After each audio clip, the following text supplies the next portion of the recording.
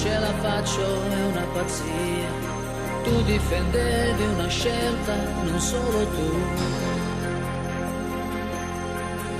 Forse era presto l'essere in tre, un imprevisto anche perché io stavo bene, per questo mi bastavi tu. Tu che hai deciso di darmi qualche cosa in più. Un bimbo che non c'è, quel bimbo chiuso in te, al tempo stesso immaginato, improvvisato, prestabilito mai. Un bimbo che non c'è, quel bimbo chiuso in te, ancora non è nato e non mi fa dormire già.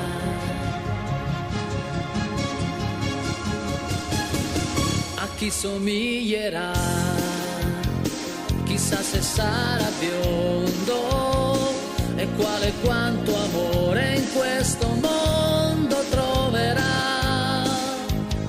Se ti assomiglierà, sarà senz'altro bello, ma ancora non è nato e non ci fa dormire già.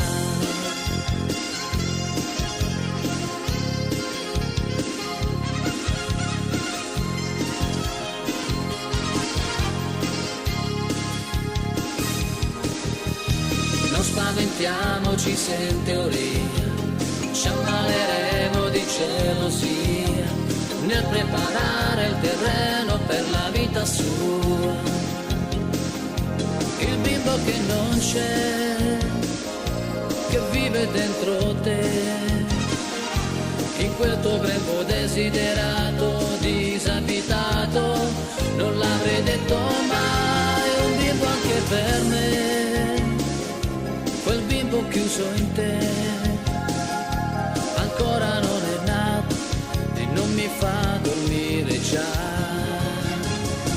A chi assomiglierà, chissà se avrà un fratello e quale quanto odio in questo mondo troverà,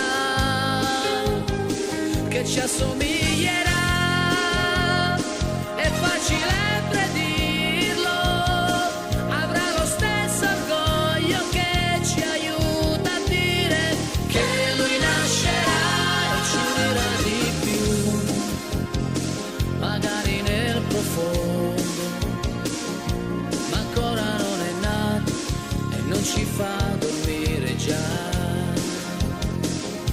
Ancora non è nato e non mi fa dormire